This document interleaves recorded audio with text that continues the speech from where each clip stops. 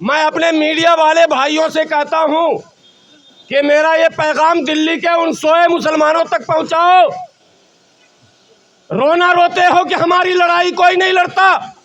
जो तुम्हारी लड़ाई लड़ता उसके पीछे जब तुम खड़े नहीं होगे कब तक वो अकेला मैदान में डटा रहेगा, ये तुम्हें सोचने की जरूरत है। हमारे मुस्लिम नौजवान पूरी रात जागकर जलसे में जुलूस में नारा लगाते हैं, चंदा भी देते हैं, जागते भी हैं, लेकिन अधिकार की लड़ाई के लिए आवाज दिया जाता है तो खामोशी से घर में बैठ जाते हैं। अगर यही हरकत आपकी रही तो आने वाले दिनों में आपकी आवाज उठाने वाला कोई नजर नहीं आएगा। जो बाबा साहब का नाम ले लेकर समर्थन मांगते हैं, नाम लेते हैं बाबा साहब का और पहुंचते हैं उन बाबाओं के दरबार में भीड़ लगाते हैं। अरे तमाम बाबाओं के बाबा, हमारे बाबा साहब अम्बेडकर के आज संविधान को मिटाने का जो प्रयास किया जा रहा,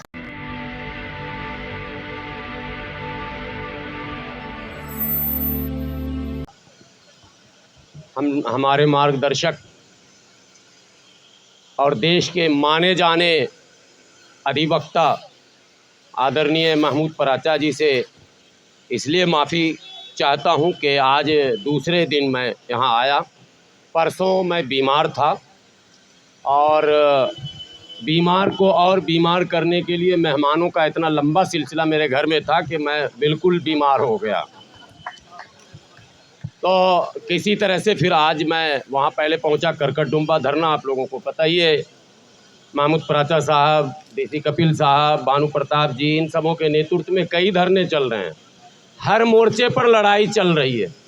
लेकिन मुझे आज थोड़ी निराशा यहाँ पर हुई। करकटडुम्बा में तो हम लोग आज बहुत ही अच्छे मूड में थे, चूँकि वहाँ 31 दिन के संघर्ष के बाद जो है एक नतीजा दिखा सामने, कि संघर्ष का नतीजा सामने आया, सरकार झुकी, बुलाया गया, बातें हुई।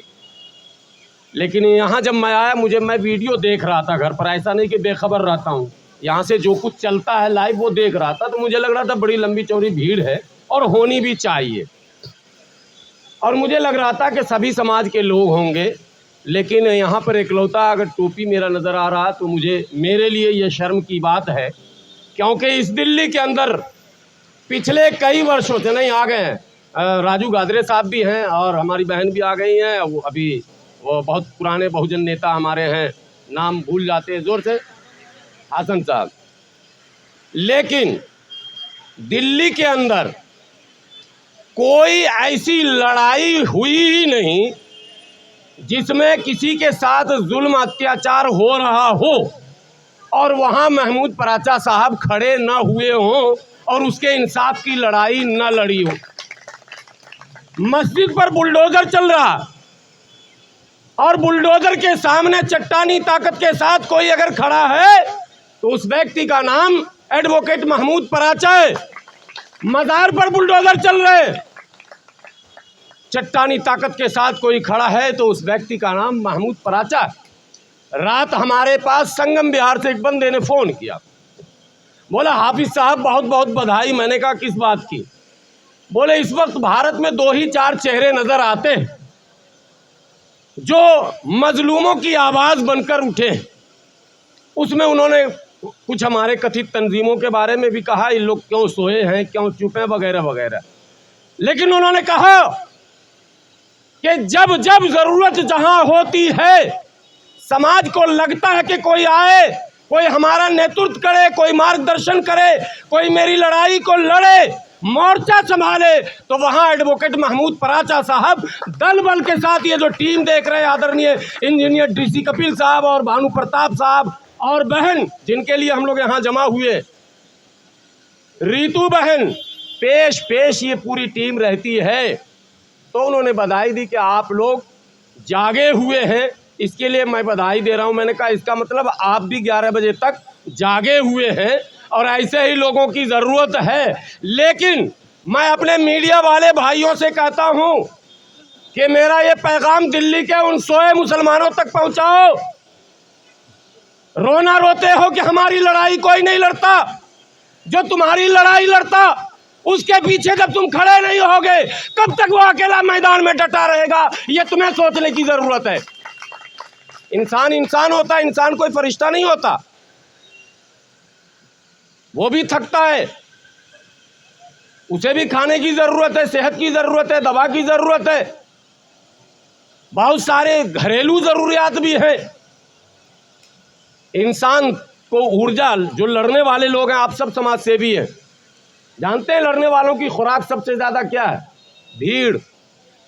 अगर उनकी लड़ाई में उनके साथ समाज खड़ा हो जाए, पूरे दिन बोलते रहेंगे, थकेंगे नहीं। अगर पब्लिक ना हो तो सबसे पहले भूख लगती है, प्यास लगती है, उदासी होती है, वजन कम हो जाता है और मानसिक रूप से आदमी को थकान लगने लगता, थकान। ये लड़ाई छोटी लड़ाई है। आज हमारे लोग अभी कह रहे थे प्रोफेसर साहब कि 2200 है यहाँ स्टाफ, 2200 स्टाफ का हम रोना रो रहे हैं दिल्ली यूनिवर्सिटी। अरे हम कितने लाख हैं इस दिल्ली में वो भी तो देखिए। और हमारे सांसद और विधायक और जनप्रतिनिधि और खादी का कुर्ता पहन के राजनीति करने वाले हमारे समाज के लोग, जो बाबा साहब का नाम ले लेकर समर्थन मांगते हैं, नाम लेते हैं बाबा साहब का और पहुंचते हैं उन बाबाओं के दरबार में भीड़ लगाते हैं। अरे तमाम बाबाओं के बाबा, हमारे बाबा साहब अम्बेडकर के आज संविधान को मिटाने का जो प्रयास किया जा रहा, तुम्हें उन कुर्बानियों और बलिदानों को याद करने का मौका नहीं मिलता और मंडप में घंटों घंटे बैठकर पाखंड सुनने का मौका मिलता है। हमारे मुस्लिम नौजवान पूरी रात जागकर जलसे में, जुलूस में नारा लगाते हैं, चंदा भी देते हैं, जागते भी हैं, लेकिन अधिकार की लड़ाई के लिए आवाज दिया जाता है तो खामोशी से घर में बैठ जाते हैं। अगर यही हरकत आपकी रही तो आने वाले दिनों में आपकी आवाज उठाने वाला कोई नजर नहीं आएगा। तंजीमों की जो हालत है वो बयां करने की जरूरत नहीं है। सारे लोग डरे हुए हैं, सहमे हुए हैं। अरबों अरबों रुपए इन लोगों ने इतने चंदे कर लिए हैं, काला धन, पीला धन, नीला धन। ये सरकार के खिलाफ कभी खड़े नहीं हो सकते, इनके पांव लड़खड़ा जाते हैं।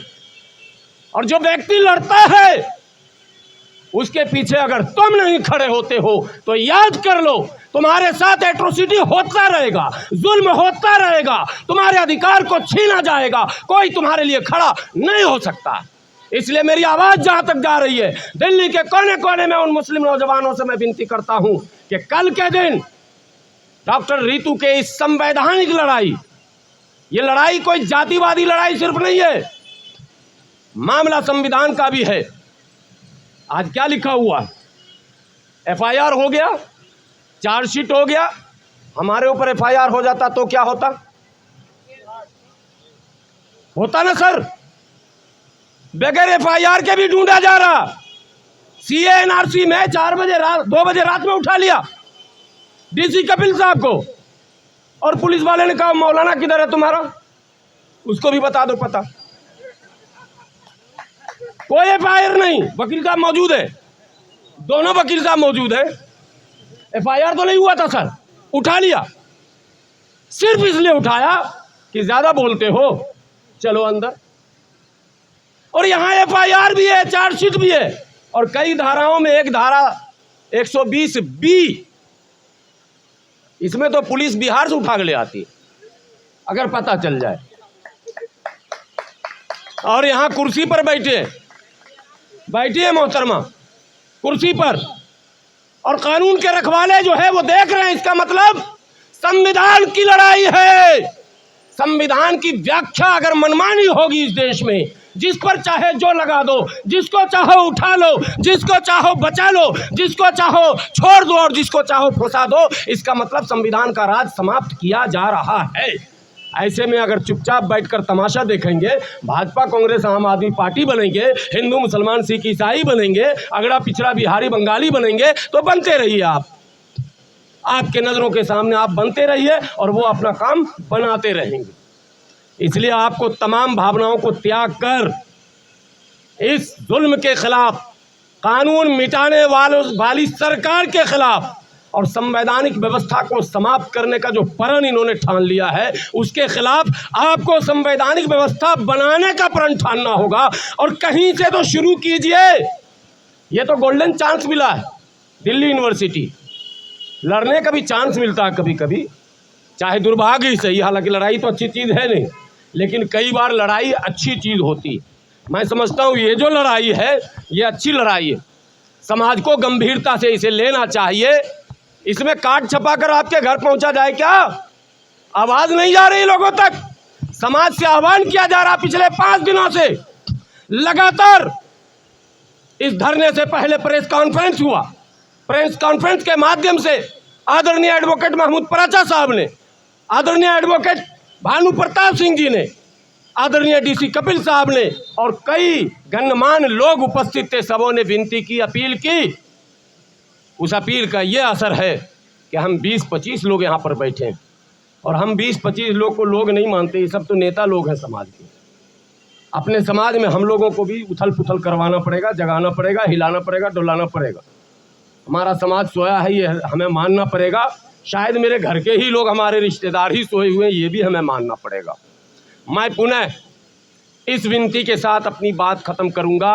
विशेषकर मैं मुस्लिम समाज से ये विनती करता हूं, दिल्ली के मुसलमानों, अगर तुम चाहते हो कि संवैधानिक व्यवस्था बनी रहे, अगर तुम चाहते हो कि सामंतवाद का खात्मा हो, भेदभाव मुक्त भारत हो, बाबा साहब का सपना साकार हो, तो दिल्ली के मुसलमानों, ऐसे योद्धा जो रात को रात नहीं देखता, दिन को दिन नहीं समझता, जो तुम्हारे हर आवाज पर लब्बैक कहता है और हमेशा खड़ा नजर आता है, ऐसे योद्धा के हाथों को भी मजबूत करना है और संविधान को भी बचाना है। तुम्हारे पास डबल चुनौती है। मैं देखता हूं इस अपील का क्या असर होता है और आज रात 10 बजे मैं स्वयं अपने फेसबुक पर लाइव आकर फिर अपील करूंगा। लेकिन आज जो आप लोग दिखा रहे हैं, आप लोग के द्वारा मैं ये अपील कर रहा हूं दिल्ली के मुसलमानों से कि कल कम से कम 100-200 मुसलमान कुर्ता पायजामा टोपी पहनकर, भैया जैसे जलसे में सज धज के जाते हैं, और अतर अगर हो तो वो भी लगा लेना, मगर आना जरूर यहाँ और आकर ये बताना कि जिस तरह से महमूद पराचा साहब, जिस तरह से भानु प्रताप जी, जिस तरह से डीसी कपिल साहब, जिस तरह से बहन रीतू और जिस तरह से ये तमाम लोग इनके साथ हमेशा खड़े रहते हैं, वैसे ही हम भी इनके साथ कांधे से कांधा मिलाकर खड़े रहेंगे।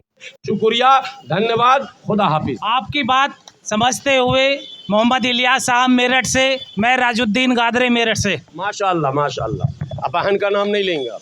हाँ, हमारी बहन रेशमा इंडियन, गाजियाबाद से।